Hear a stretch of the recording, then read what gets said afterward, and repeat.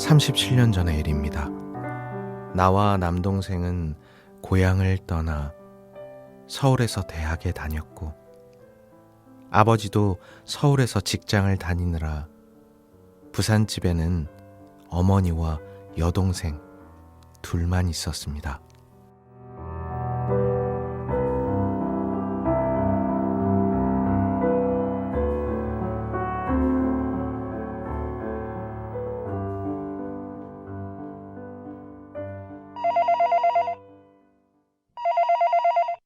어느 날 하숙집으로 다급한 전화가 걸려왔습니다.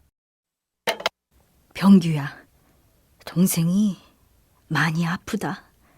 빨리 내려와야겠다.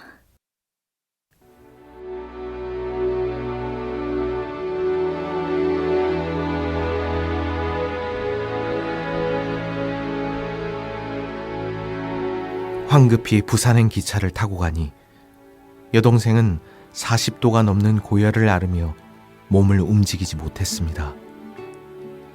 엑스레이를 찍어봐도 원인은 알 수 없었습니다.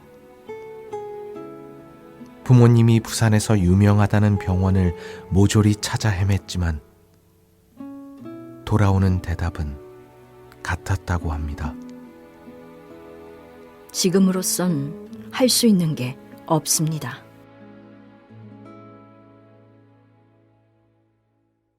혹시라도 방법이 있을까 싶어 서울로 온 우리는 국립병원 응급실에 동생을 입원시켰습니다. 12시간에 걸친 대수술을 받게 되었죠. 병명은 척추농양. 척추에 염증이 생겨 온몸으로 퍼지면서 몸이 마비되고 의식이 없게 된 거였습니다. 오랜 시간이 지난 후 동생에게 왜 척추에 염증이 생겼을까 하고 물은 적이 있었습니다. 어깨에 종기가 생겼는데 혼자서 고약 붙이다가 내버려뒀거든. 그게 원인이었지 싶어.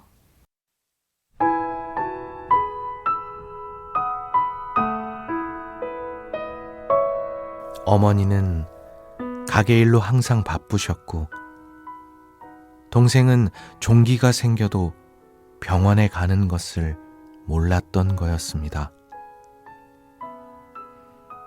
더 늦기 전에 가까스로 수술을 해서 간신히 목숨은 구했지만 동생은 인공호흡기를 꽂은 채 식물인간 상태로 6개월이 넘도록 깨어나질 못했습니다.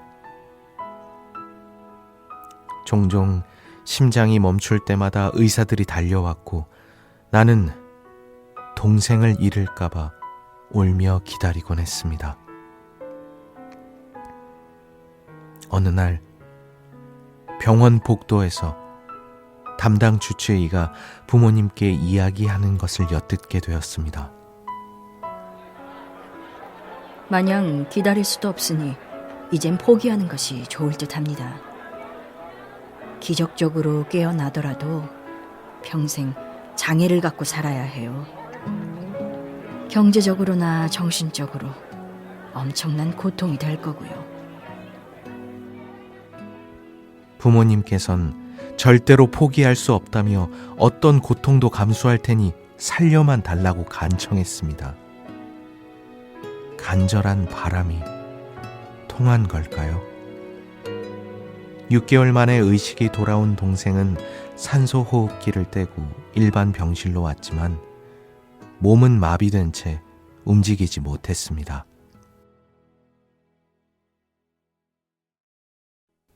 그날부터 어머니는 동생의 손과 발이 되었지요.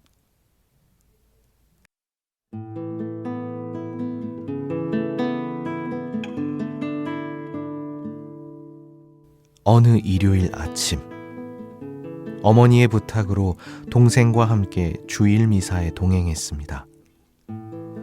신앙이 없던 어머니는 여동생이 아프게 된 후로 성당을 다니셨고, 동생은 엘리사벳이란 이름으로 세례를 받았던 터였지요. 집에서 성당까지 엘리사벳이 탄 휠체어를 밀고 가는데 사람들이 우리만 쳐다보는 것 같고 나까지 장애인 취급을 받는 것 같아 얼굴이 화끈거렸습니다. 성당에 도착해 미사가 시작하자 엘리사벳은 성전 맨 뒤에서도 미사볼을 쓴 채 성가를 열심히 부릅니다. 동생이 사람 안 주기를 기도해놓고 이제 와선 장애인이라는 이유로 부끄러워하다니. 나 자신이 한심하고 눈물이 났습니다.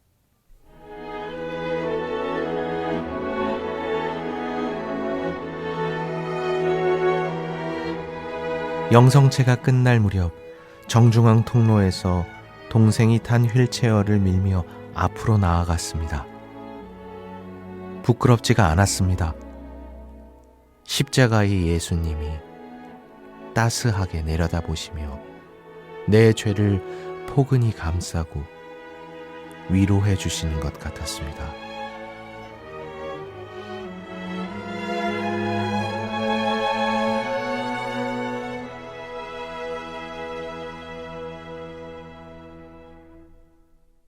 그날 이후 당시 연애 중인 아내와 명동 대성당에서 결혼하고 싶다는 꿈이 생겼습니다.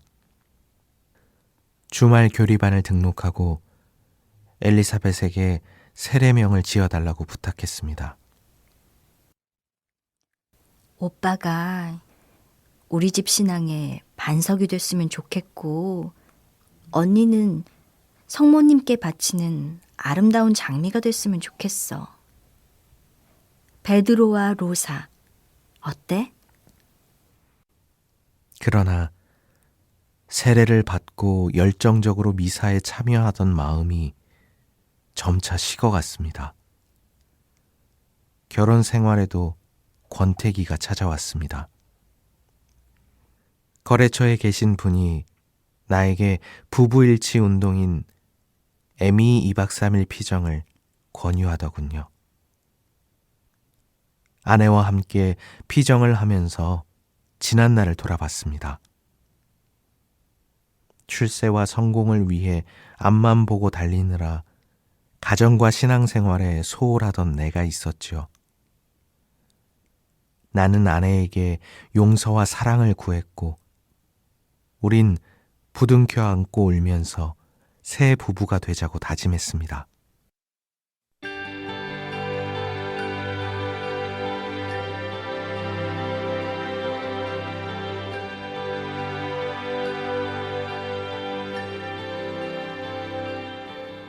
안정적인 직장을 그만두고 신앙생활을 병행할 수 있는 프리랜서로 전직했습니다.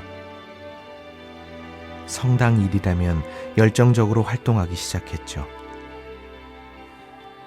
전례와 성지 안내 봉사, 피정과 신앙단체 활동을 하면서 영적인 목마름을 채웠습니다. 남동생 부부가 세례를 받게 이끌었고 루도비코와 스텔라라는 세례명도 직접 지어주었습니다. 아버지도 내 기도에 이끌리듯 요아킴이라는 이름으로 세례를 받았습니다. 5년 전 돌아가실 땐 병자 성사와 장례 미사를 통해 다시 한번 하느님의 사랑을 체험할 수 있었답니다.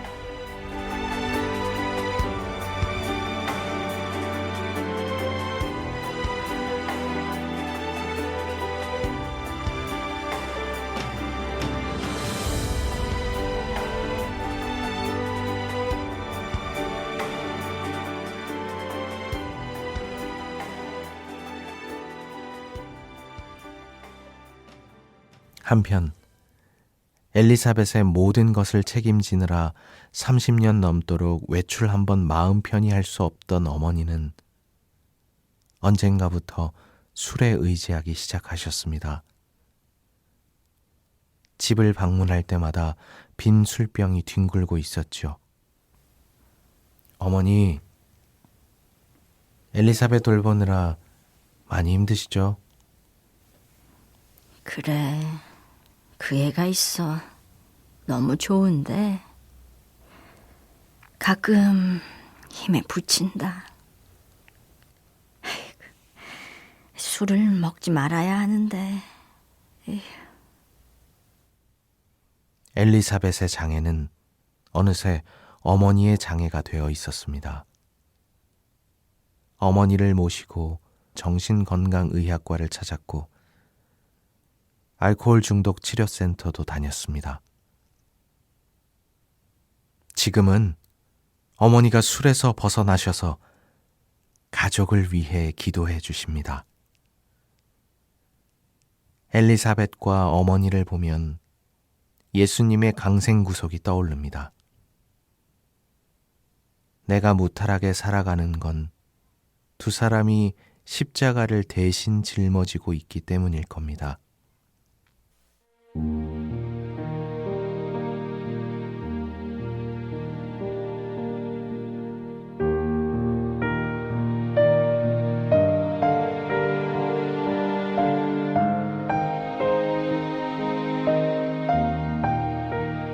(37년) 전 엘리사벳의 불치병에서 시작된 신앙의 씨앗이 엄마와 여동생을 거쳐 우리 부부와 두 아들, 남동생 부부와 아버지에게도 자라났습니다. 한 알의 밀알이 땅에 떨어져 열매를 맺듯 엘리사벳이 우리 가정의 밀알이 된 것입니다. 우리 가정에 오셔서 성가정을 이루어주신 주님께 깊이 감사합니다.